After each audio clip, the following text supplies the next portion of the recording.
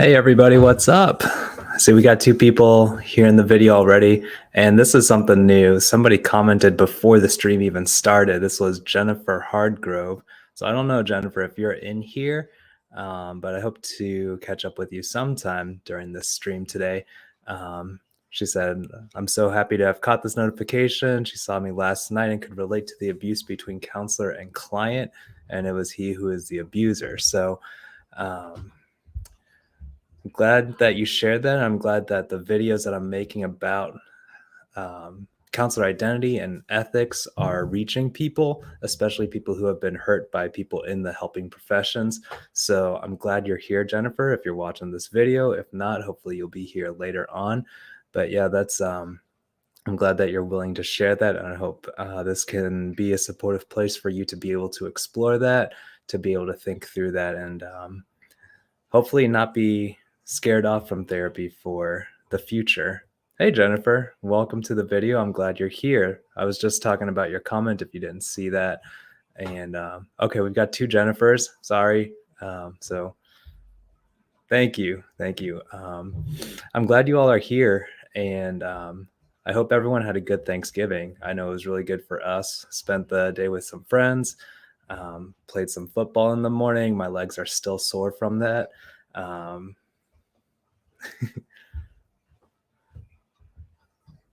But yeah, it was good. We had turkey, had a lot of food.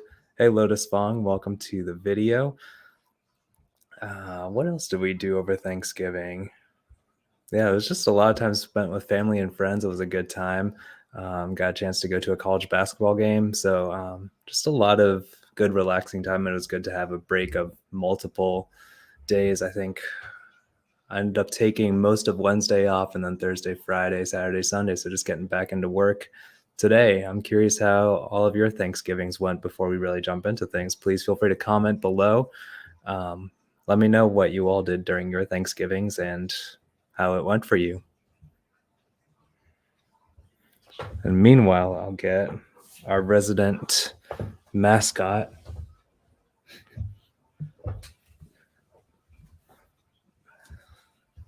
Kitty was actually alone for a lot of Thanksgiving because we were out of the house so much. We were going from place to place. But he had a good hair brushing. We cleared out a lot of hair. It was like he was carrying 2 cats worth of fur around. So I had thought about sharing a picture of that, but it just kind of looked nasty. Lots of family time with your sister is always a great time. I'm glad for that. Family's super important. Nice quiet dinner with the fam. Sounds good. Really, really glad. I think there's something about, I think, Thanksgiving, more so than a lot of holidays, which is about spending time with family. So I appreciate that too. I think Christmas tends to be somewhat similar, but oh no, got COVID. I'm sorry for that, Jennifer. I hope you recover soon, and I hope it's not too serious of a case for you.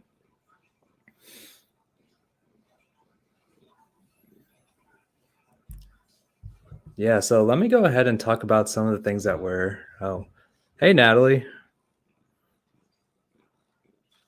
Kids and grandchildren, great. Well, I'm glad to hear it's not too serious, but yeah, I've heard that even light cases of COVID can really put people out of commission for a while. So thank you all for sharing what you all did during your Thanksgivings. I'm glad that for the most part it seems to have been good outside of a couple sicknesses. So yeah, let me talk a little bit about what this channel is going to be up to in the next couple of weeks.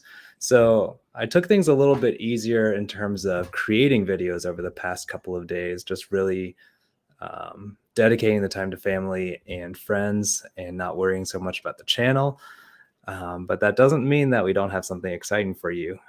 So next Monday, so 6 days from now, we'll actually be dropping our first podcast. So this will be the first video, I think, that I'm doing with someone else appearing on camera with me. So that's going to be with Sarah Clayton, one of my colleagues. And she is a counselor who works a lot with families and with kids. And she'll be talking about parent burnout, especially for young parents or parents with their first kids, with toddlers, with younger children, how we deal with a lot of impatience, frustration, a lot of concern about our identity as parents, because I think the common knowledge goes we're all expert parents until we actually have kids. And so just addressing some of the ideas of burnout and how we can maintain our creativity in parenting. So she's going to be talking about some of that stuff, sharing some of that stuff, and that'll be the kickoff for the official podcast. And then the week after that, I'm really excited to drop a video that I did an interview with a singer-songwriter in this area. And she talks about her struggle with suicide, with mental health, how faith and music really carried her through all of those challenges. And so she's also recorded a live version of her latest single for us to share on this channel. So I'm really excited for that. Jumping into music recording was something that I hadn't envisioned initially for this channel, but it was something that I was glad to learn. And I'm excited to hear how you all think the final product turned out. So that's going to be in 2 Mondays from now. The next Monday is going to be with Sarah. And then the second installment of the podcast is going to be with Amy Baker. So in addition to all that, Kitty, I'm going to put you down for a second. All right. I wanted to show you all. I know I said that we opened up the merch store 2 weeks ago now at this point. So my shirt came in. So here's what that looks like. All right, just a clean white shirt with a logo on it. It's super comfortable, and I think it seems to fit pretty well. But this is, I forget if this is a medium or a small for adult sizes, but that is one of the things that we got to show off. In addition, we also have stickers in the shop. There's this one. Oh, I think the light's reflecting pretty bad off of that there. So that's one of the stickers that we got. And they also come in, I think, a clear backing or the shiny backing or the matte backing. So you can choose between those. We also have one of the emote kitties that you can get as a sticker form. And one that I'm excited to show you all is we've got joggers as well. So you can see the logo going down the side of the leg here. You all can tell I don't model. But it's going down the side of the leg here. And that's how it looks. This is a small, but we realized that the small is actually quite large unless it's going to shrink in the wash. So initially this was going to be for my wife, and it turned out to be too long for her. It actually fits me. So just be aware of that if you're ordering the joggers. They seem to run long, but that also could be that they're supposed to shrink when you wash them. So I don't know what all that is. I'll have to be getting my wife something different so she can show that off, rep the brand as well. So yeah, those are not the only things that we do have. So I'm just showing you a sample real quick of what the storefront kind of looks like. We have mugs, we have shirts in different colors. So we've also got the dark shirt with the colored logo. That's the word I'm looking for. Different styles of shirts. We've got a cap, and that's the sticker that I was talking about. So yeah, lots of different options. Hope you all can check that out. There's a link in the description on the video. So I just wanted to share that with you all before we jump into other stuff that we're going to be talking about today.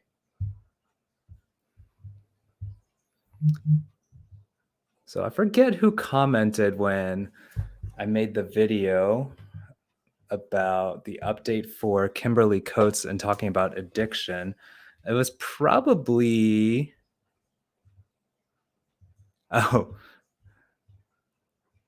yeah, Jennifer, to address your question. Yeah, the therapy today. So the T and the Y are the first and last letters for both therapy and today. So that's maybe not too clear from the initial branding, but that's what that stands for, the T and the Y.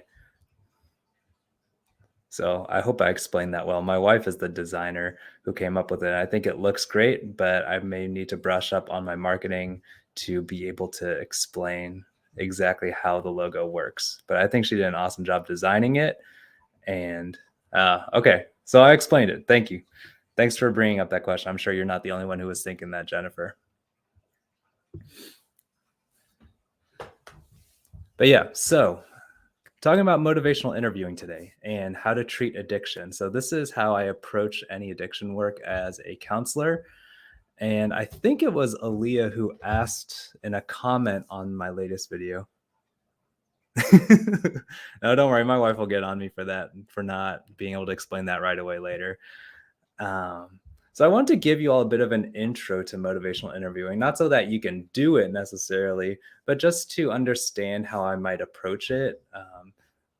Because I think there was a lot of pushback on some of these videos with me talking about addiction because some people, um, I think, have a very black and white view about addiction. And I think that's pretty normal, especially considering coming out of the '90s and the early 2000s, where there was all of this just say no to drugs kind of deal. And so it becomes, I think for a lot of people, it just became like if you said no to drugs, it's because you were a better person. And if you're addicted, that was your fault because you didn't say no. And that's your problem. And you have to just kind of make better choices. So, motivational interviewing is a departure from that. And it is very person centered. So, if you all know anything about therapy or psychology, Carl Rogers came up with person centered therapy, very affirming of the individual. The individual has kind of center stage, and their goals and their motivations become very central to the process of counseling. And now, when we direct that to substance use, this is where it does get kind of counterintuitive because you would think we don't want to affirm anything about addiction. We don't want to affirm anything about alcohol use or marijuana use or, whatever else it might be. But that's actually where we can allow people to have the space to explore what that addiction means to them, why they keep going back to a problem that most of them probably know there's some level of problem for them.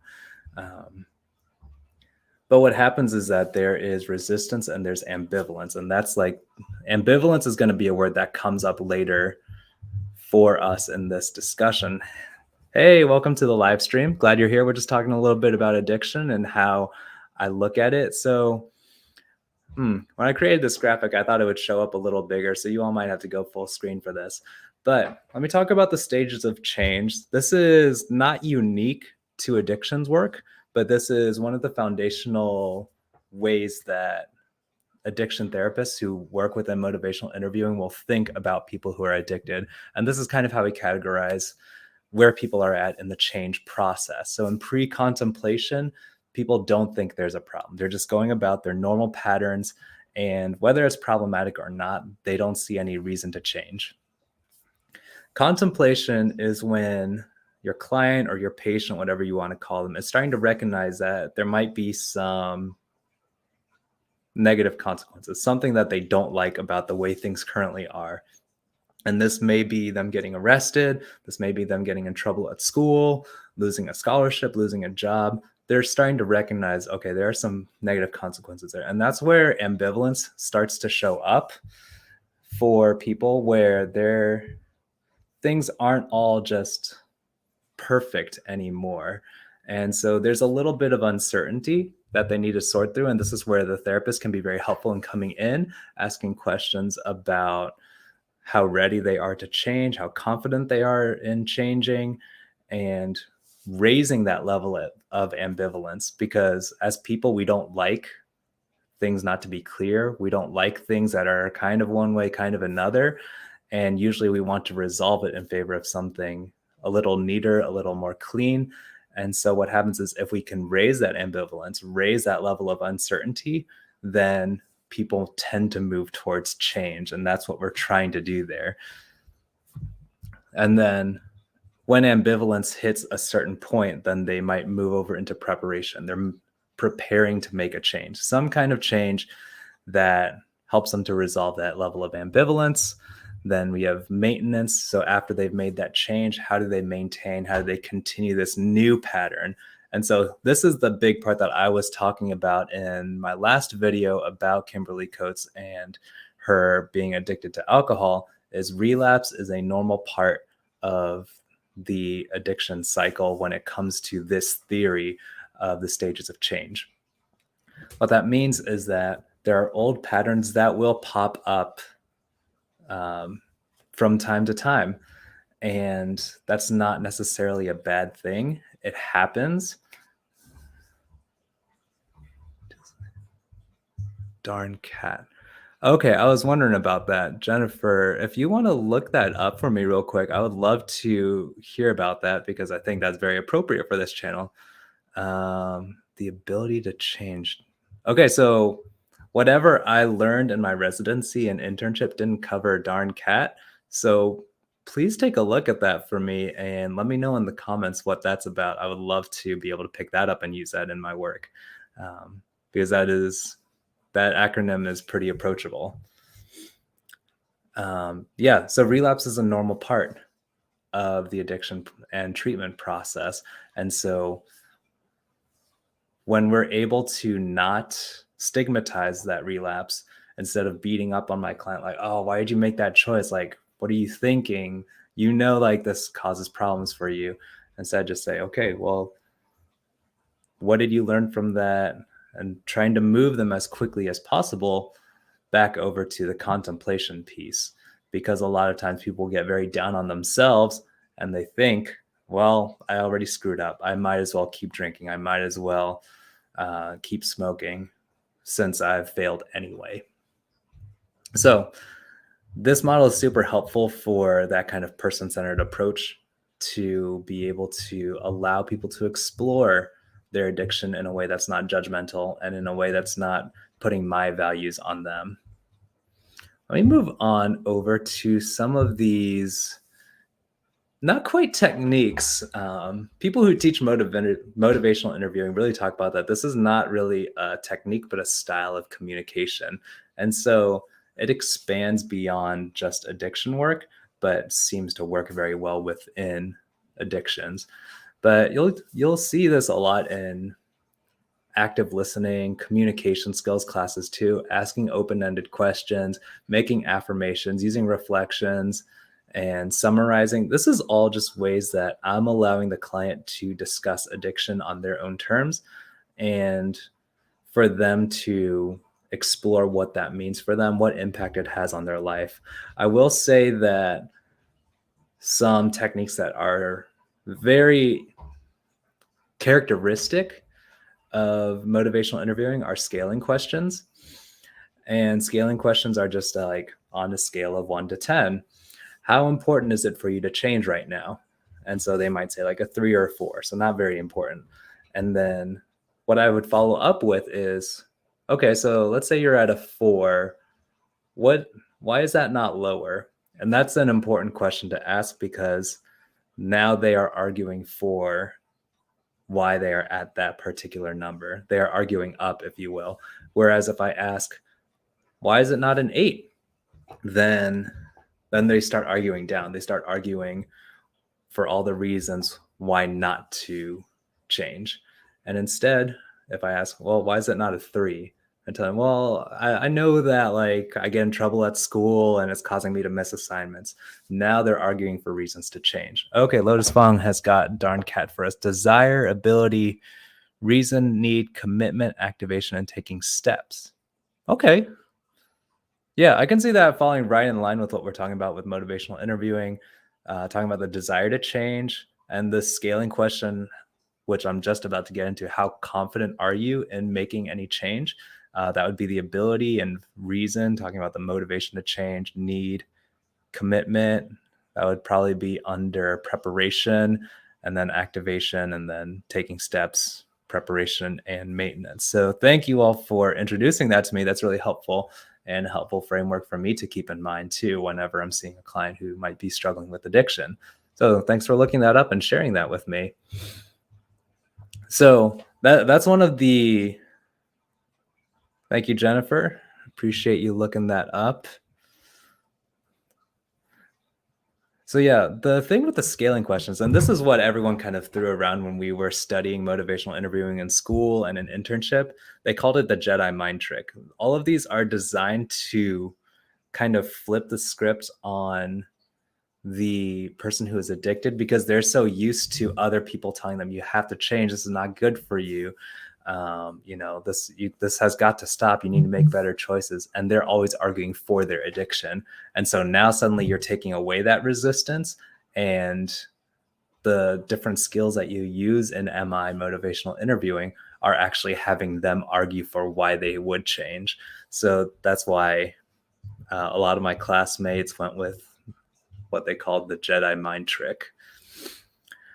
But yeah, here's the thing with motivational interviewing, though, is that if you're not sincere about it, it will come off very sarcastic. Because one of my go-to questions or follow-ups for when people are talking about their addictions within MI is, how is that working for you? And they'll, for the most part, if you can create that space, people will be honest about it.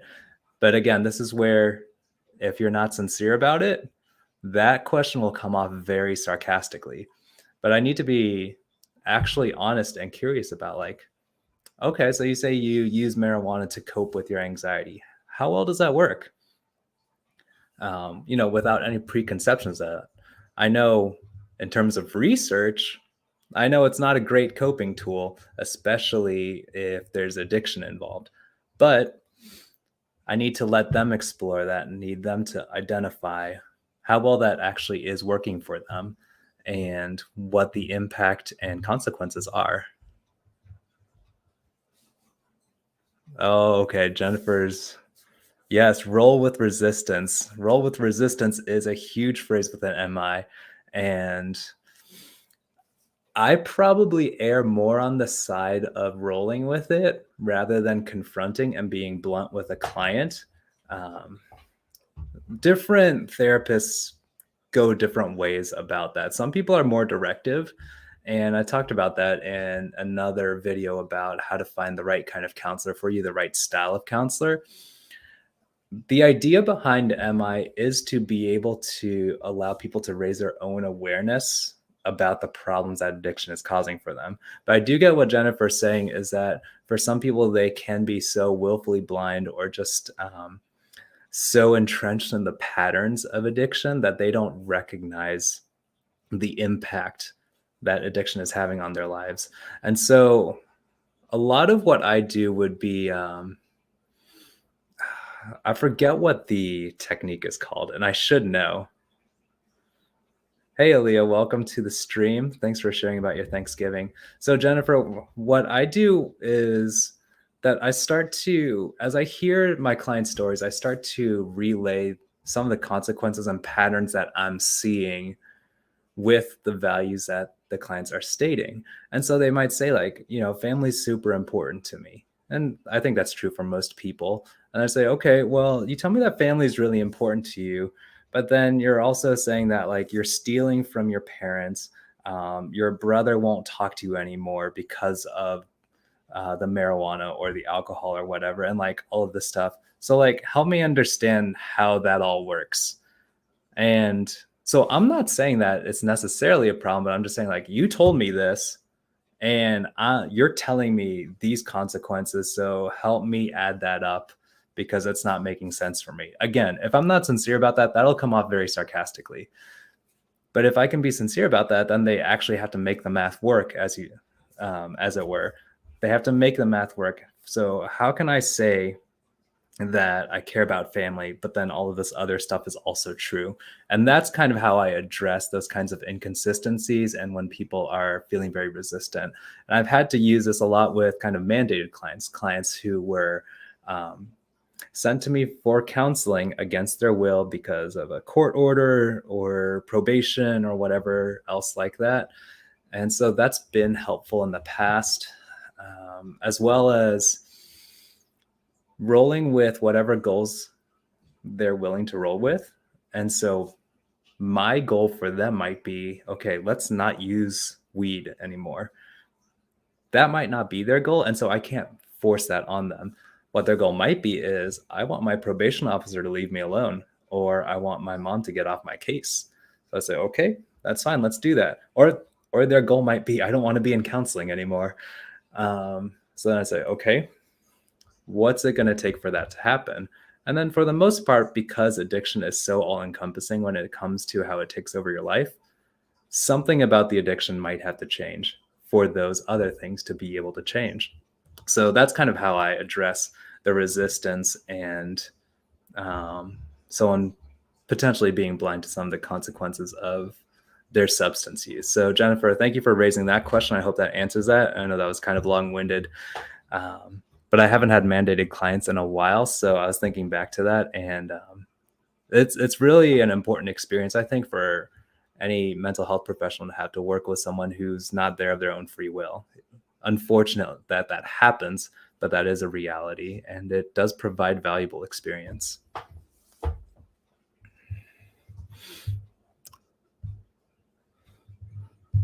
So that's kind of my down and dirty intro to MI motivational interviewing.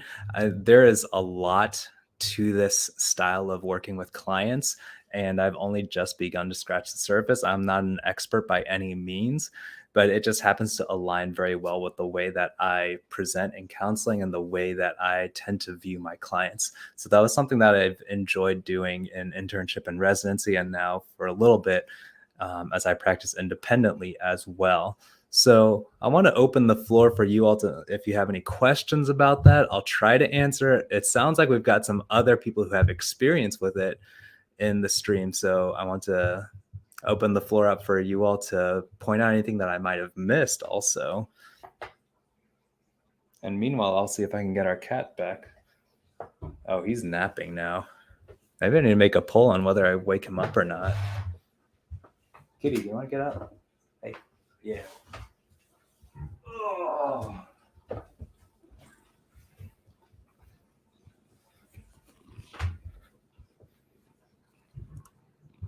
So, like I said, yeah, just opening up the floor to any questions that you all might have about anything we've talked about or any videos that have come out recently, topics that we've touched on.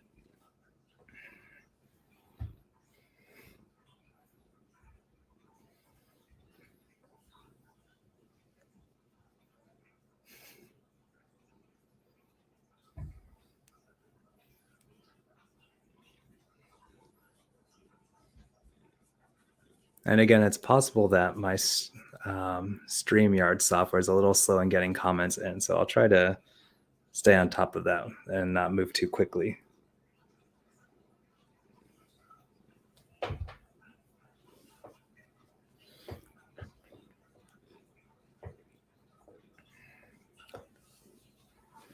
Okay. I am not seeing any questions. This always happens, right? As soon as I think I don't see any questions, I move on to the next thing, then a bunch of questions come in. So I will tentatively move on to some mindfulness work. Yeah, so, okay, I'm going to assume that we don't have any questions. So thank you all for tuning in so far. Okay, so Jennifer says, I love that technique and actually believe that is how I talk with others.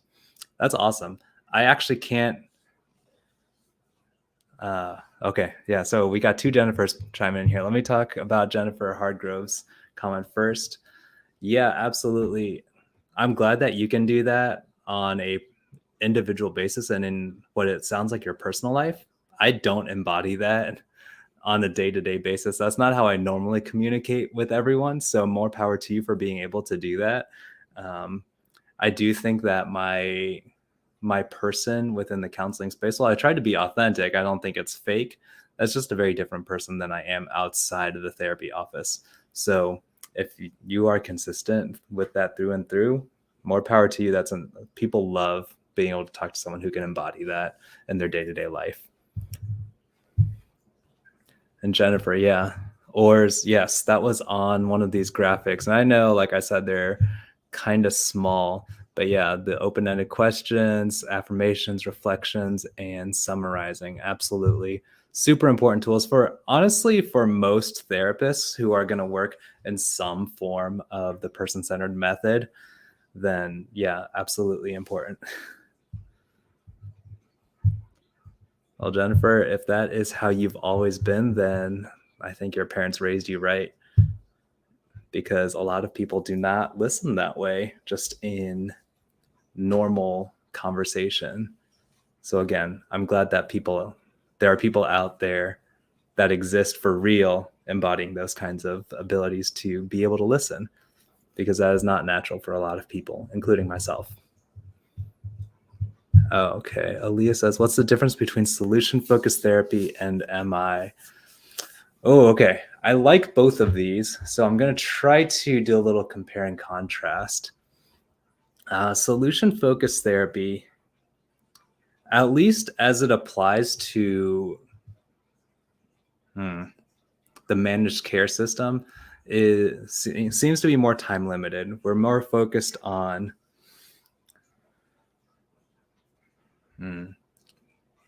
Okay, let me put it this way. The way I'll incorporate the two together is that I'll use MI to move people from pre-contemplation to contemplation to preparation. So that raising ambivalence piece and moving them along the stages of change. And then when they get to preparation and planning to make changes, that's when I'll jump over to solution focused therapy. MI is a lot about raising that motivation to be willing to, hey, Kitty, no, you cannot tear up the shirt yet. This is new. So yeah, MI for me at least is a lot about bringing them past the pre-contemplation phase to having some ambivalence and being ready to change. And then when they're ready to change, I switch over to solution focused therapy to support them in finding, okay, what is the best way that we're going to make these changes and how we're going to make them lasting. So I see them working very well together because, again, this is where some of my lack of in-depth study in MI comes in, is that a lot of what we did in school, internship, and residency was about bringing people to that point of change. Okay. So Jennifer says solution focus is more forward looking, fixing the problem, and MI is more root based. Why is the problem happening? Okay, I can see that.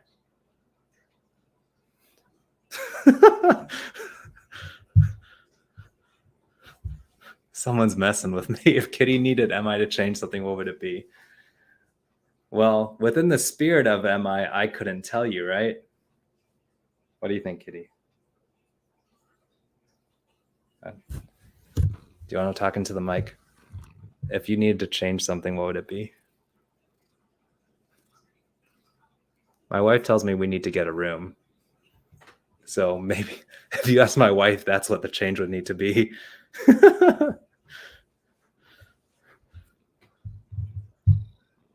No one can tell kids. That is true.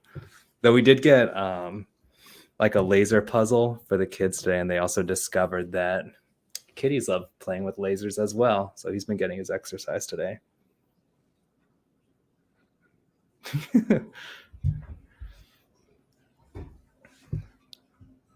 I'm glad you all keep a sense of humor even while we're talking about serious stuff. That's much appreciated. So yeah. He looks kind of grumpy right now. What do you think, Kitty?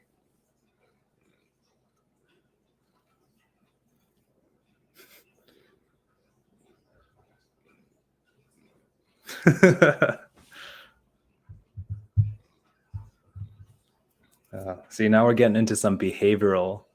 Well, I guess if you're strictly behavioral, then you wouldn't even be talking about the reason. You would just be training. But yeah. Kitty is a boy. He's a very pretty boy.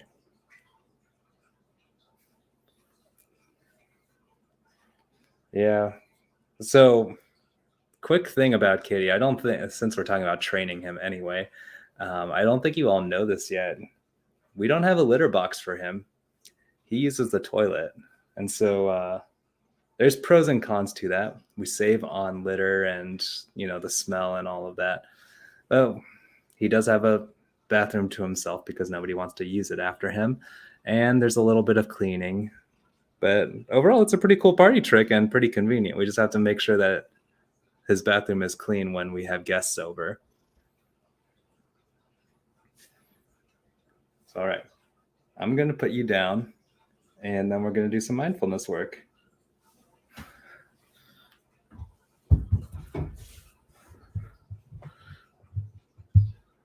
All right. So, with this mindfulness work, for those of you who have for those of you all who have done some of this mindfulness stuff with me before, you know that I do this right alongside you all. I'll have my eyes closed, and so comments that come in during that time, I'm probably not going to see. I may check in every couple of minutes or so, but I really do want this to be a time where, even though we're coming off a holiday, sometimes how hectic it can be going back to work after an extended time away from work.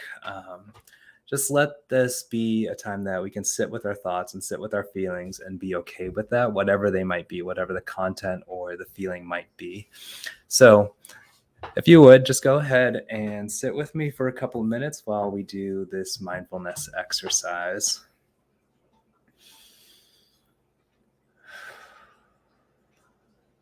And as we begin, just go ahead and focus on your body in this space. Whatever position your body has unconsciously kind of chosen to sit itself in or lay down in, just begin to notice what that feels like. Whether you've crossed your legs or have them out in front of you, flat on the floor, how your arms are, how your neck is positioned, just be aware of that. And if you want to, feel free to make some changes to that posture and that position too. Just being intentional and aware of how your body inhabits this space.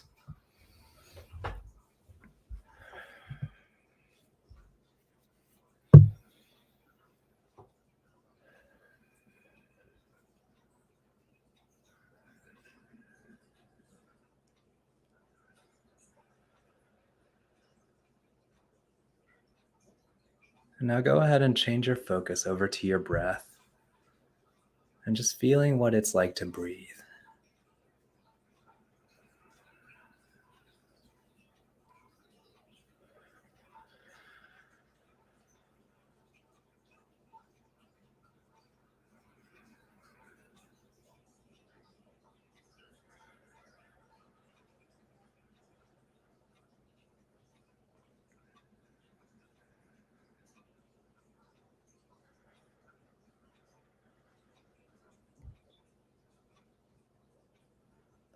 Go ahead and notice what the air feels like as it's entering your body, whether it's cool or warm, humid or dry. If your breathing feels easy or labored, all of those are okay. We're just noticing what that feels like.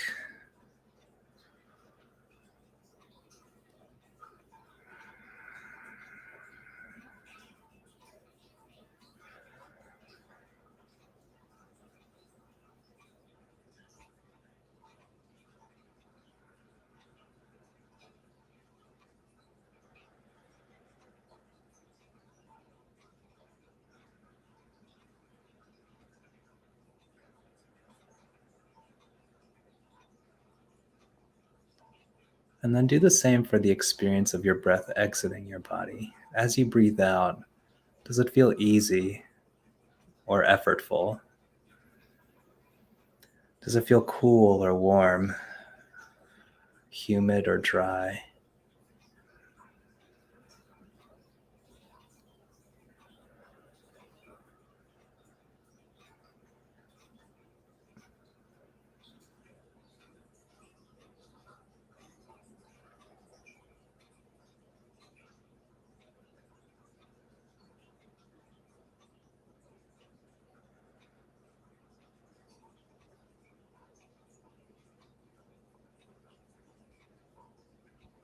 And now we'll just play a little bit with the rhythm of our breath.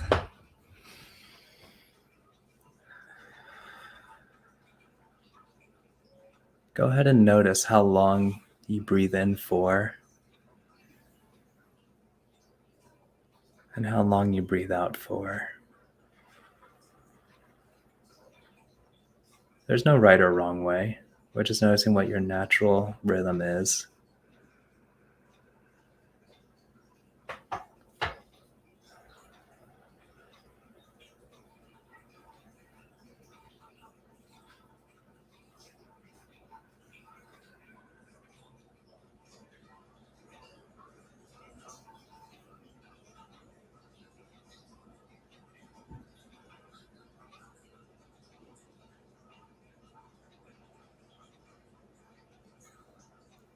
And now what I'll ask you to do is just to lengthen each exhale just by a little bit. It doesn't have to be to the point where you're running out of breath or straining.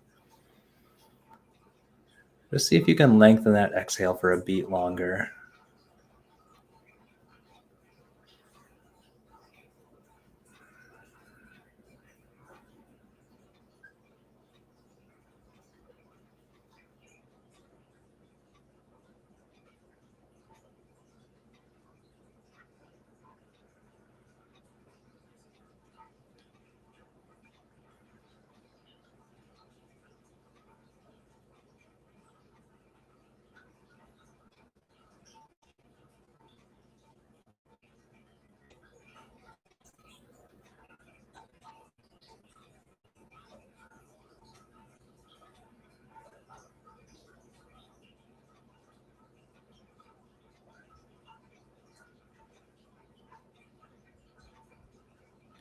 Go ahead and take one final deep breath.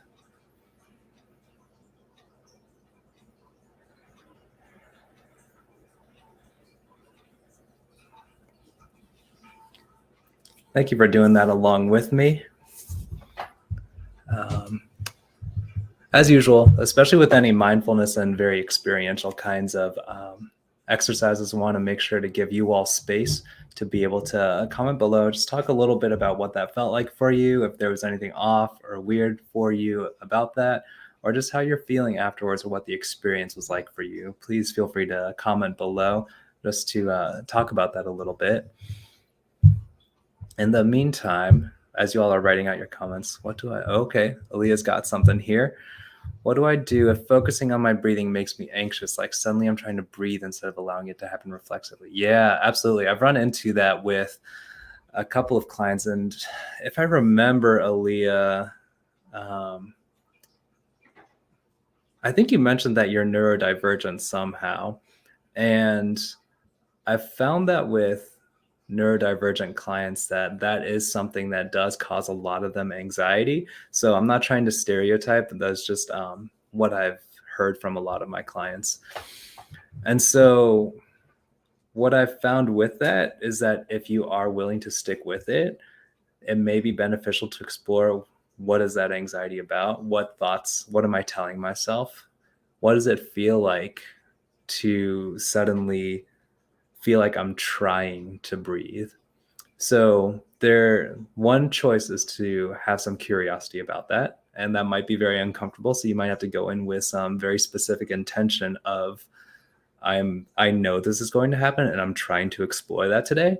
If you're not feeling that, there are other body-based activities like progressive muscle relaxation, um, drinking a cup of hot tea or something aromatic if coffee is more your thing. I think you said you were in the Northwest, so probably coffee. Um, yeah, those are all really powerful mindfulness activities too, that if we can be intentional about that and being intentional about what we experience in that activity, those can be just as good as a breathing activity.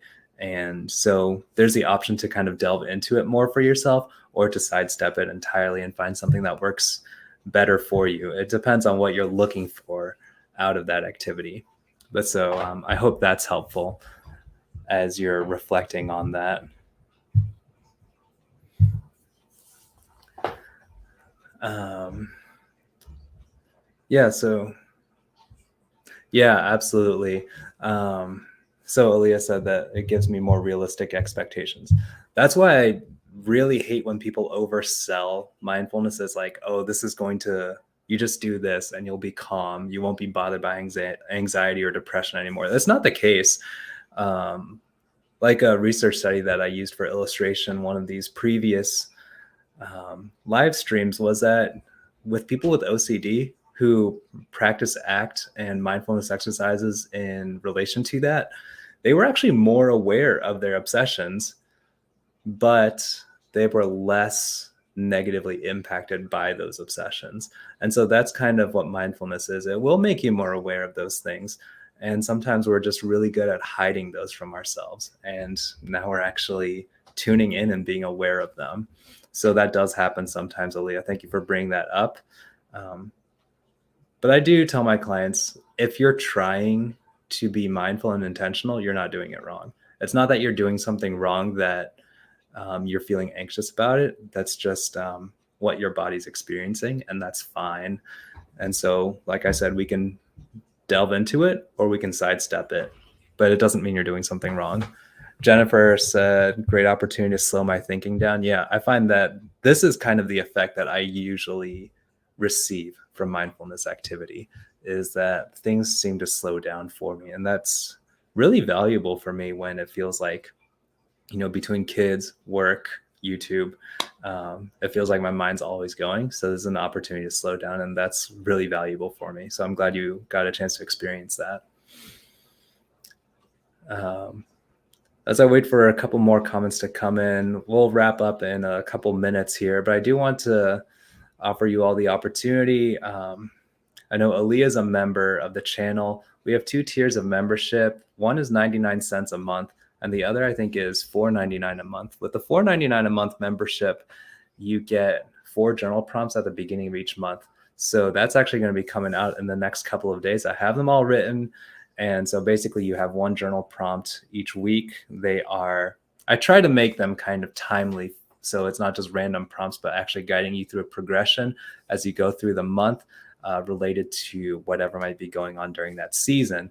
So in this one, it's a lot about connection, spirituality, and family, those kinds of things. And especially as we're heading into the end of one year and beginning the next. So just wanted to offer that opportunity to you. The link for membership, if you want to just check that out and see what that really affords you, is in the description in the video. So please feel free to check that out. Again, of course, we have the merch store that is now open.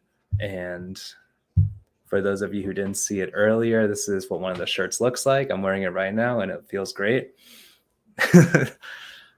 Yeah, Natalie says, focusing on my breathing makes me yawn. Does that for me too. And I don't feel the greatest about yawning when I'm in session with my clients, but sometimes they do it the same. And I think I've had one fall asleep on me and a lot of people come close. So usually I don't have to feel too bad about yawning because if I'm doing that, they are right there with me.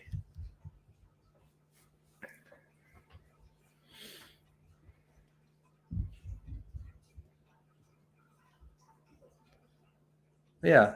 Again, like I said, I hope this is a helpful experience for you all. I'm thankful for all of y'all who tune in, especially those of you who come regularly, but also I think at least one, if not both of the Jennifers are new to this live stream. So I'm glad that you saw the notification for today and were able to join. So thank you for being here. I really do value all of your inputs and I enjoy being able to learn more from you all as well. So thank you all for participating. I'm glad to be here. Thank you so much, Lotus Fong. Um, yeah, I try to keep in mind that like I don't know everything and I want to be ready to learn whenever someone's got something for me. So yeah, thank you all for being here, Jennifer. Thank you for being here as well. And again, I didn't know you could comment before the stream went live. So that was something I learned today too. So yeah, I hope you all have a good evening or whatever time it is for you locally. And I will plan to see you all next week. Have a good night.